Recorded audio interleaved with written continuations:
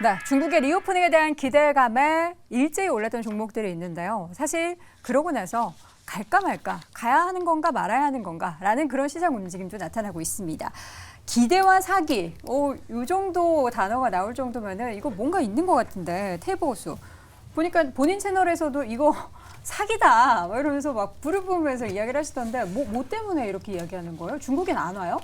그게 아니고 제가 이제 일단 어찌 보면은 최근에 반등에 대해 가지고 조심해야 된다라는 부분을 급격하게 올라서? 네, 좀 말씀을 드렸는데 일단은 그 영상을 보신 분들도 계실 거기 때문에 네. 일단 직접적으로 말씀을 드리면 거기서 말씀드린 종목은 현대백화점이었습니다. 현대백화점 왜요? 요새 증권사에서도 막 괜찮다고 리포트 많이 나오던데요? 네, 일단은 근데 백화점 수요에 대해 가지고 우리가 기대하는 것만큼 지금 이렇게 많이 올라갈 수 있을 것인가와 그리고 또 한 가지 관점에서 저는 이제 계속 우리나라 시장에 대해서 지목하고 있는 부분인데 주주환원 측면에서 지금의 주주환원에 우리가 만족을 하고 이것을 투자로서 가져갈 수 있을 것이냐. 만족 못하죠. 네, 지금 뭐 배당률이 1% 중반대 정도 나오고 있는데 이 부분을 놓고 보면은 단도직입적으로 코카콜라가 됐든 월마트가 됐든 코스트코가 됐든 미국에 있는 필수 소비재와 비교를 했을 때 그쪽은 자사주 소각을 빼더라도 2.5%에서 3% 정도의 주주환원이 나오고 있습니다. 자사주 소각을 포함한다 그러면 3에서 4% 정도가 주주환원으로 나오고 있는 상황에서 국내 유통주가 1%대 1% 후반기 정도에서 하반기 1%가 조금 넘어가는 정도에서 저가 매수라고 이게 이슈로 올라가는 부분이 조금은 조심해야 되는 부분이라는 점에서 네. 좀 말씀을 드린 것이고요. 실적 성장이 있어가지고 가장 문제가 되는 것은 리오프닝으로 연계되는 아까 전에 항공도 잠깐 말씀을 해주셨는데 그런 종목들이 지난 2년, 3년 동안 많은 부채를 쌓아놨다. 근데 고금리 시대에 부채가 쌓여있다라는 점은 이 캐시플로우가 대단히 증가하지 않는다라면은 이게 부채를 갚는 것에 급급할 것이고 이자를 내는 것에 급급할 것이다. 네. 그렇게 되면은 투자를 했을 때 장기 성과가 안 좋을 수 있다라는 점에 대해서 조금 강조를 드린 부분이라는 점 다시 한번 말씀드리도록 하겠습니다. 네, 중국 문제도 사실 계속해서 이게 완전하게 해결된 것이 아니기 때문에 그 가운데 있어서 과연 중국이 우리나라 와서 돈 쓸까 하는 그런 생각도 하는 것 같아요. 지금 최근에 증권가 분위기 자체도 뭐 회복되고 있다, 뭐 이렇게 단기적으로 이제 더 이상은 문제가 더 불거지진 않을 것이다 이런 얘기도 있는 것 같은데 어떻게 네. 좀 보셨습니까? 어려운 부분입니다. 어렵죠. 네. 이게 쉬우면 우리가 여기서 얘기 안 하죠. 정치 부분이 분명히 개입되는 부분이라서 정부에. 상당히 예측하기 어렵겠고요. 결과적으로 말씀드린다라면은 이 중국 리오프닝에 대한 부분은 좀 어느 정도 예측이 좀 빗나갔다라고 볼 수가 있겠고 G2 간의 패권 전쟁에 있어서 이제 좀 더 확산이 되었죠. 아무래도 내 편과 네 편 그리고 남의 편. 이런 식으로 나뉘면서 네.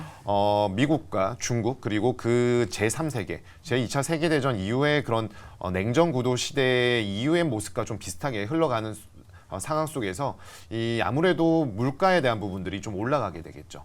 그리고 중국에 대한 의존도가 높았던 국가일수록 역효과를 좀 많이 보고 있습니다. 그리고 부동산 문제까지 불거졌고요.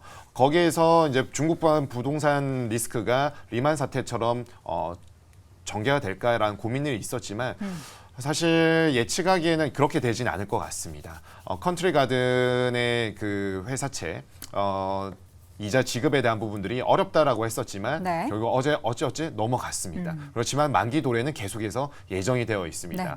이러한 부분들 고려하면은 아마도 중국은 부동산 부양 정책에 대한 부분들을 강하게 드라이브 걸기는 어렵습니다. LPR 1년물은 인하를 했지만 5년물은 인하를 하지 못했던 부분들이 위안화와 부동산 부양에 대한 이런 지금 양쪽에서 이 다리를 걸치고 어떻게 움직여야 될까 굉장히 고민하고 있는 부분들이 여실히 드러나는 대목이 아닌가라고 보여지고요. 네. 우리나라 경기는 중국 부동산과 굉장히 밀접해 있습니다. 이러한 부분들을 고려할 때 사실 리오프닝에 대한 기대감을 길게 가져가기에는 다소 좀 어려운 부분들이 있다. 그렇지만 리만 사태처럼 최악의 악재로 남을 가능성 또한 낮다라고 결론 지을 수 있겠습니다. 자, 그렇다면 이런 상황 속에서 우리 임순재 고수와 이동훈 고수는 과연 이 리오프닝 관련된 섹터를 기다려도 된다, 안 된다에 대한 대답을 임팩트 있게 들어보도록 하겠습니다. 임순재 고수님, 기다려도 되나요? 섹터마다 좀 다르게 생각을 하셔야 되지 않을까라는 생각을 해보고 있습니다. 일단 뭐 기본적으로 뭐 중국의 현재 수출, 그러니까 중국이 이제 해외로 수출하는 경우도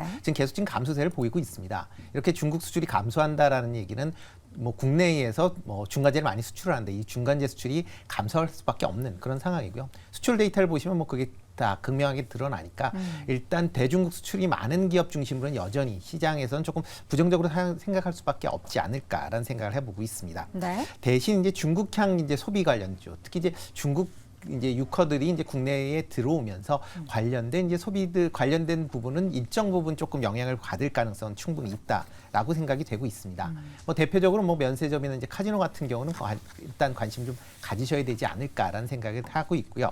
다만 이제 화장품 관련된 부분은 좀 다르게 생각을 하셔야 되지 않을까라는 생각을 해보고 있는데요. 뭐 대표적으로 이제 중국 제품들의 품질이 과거와는 다르게 확실하게 이제 올라와 있는 네. 그런 상황이고, 그 다음에 이제 중국의 이제 MZ 세대라고 하는 이제 허우커 같은 경우에도 애국 소비로 인해서 중국 제품 더 선호하고 있다라고 보시면 될 것 같습니다. 그렇기 때문에 이런 중국인들이 한국에 온다라고 해서 네네. 과거와 같이 화장품을 싹쓸이해 가는 거는 이제 더 이상은 없지 않을까. 그러니까 그렇기 때문에 그런 기대감으로 화장품이 올랐다라고 하게 되면 그런 부분은 조금 좀 더 나중에 아마 생각을 하셔야 되지 않을까라는 생각을 해보고 있습니다. 알겠습니다. 이동훈 교수님. 뭘 쓰려면 돈을 좀 벌어야 되잖아요. 그쵸. 그러니까 이제 주식시장, 부동산 시장이 좀 안정이 돼야 중국 사람도 여유가 생기는데 네.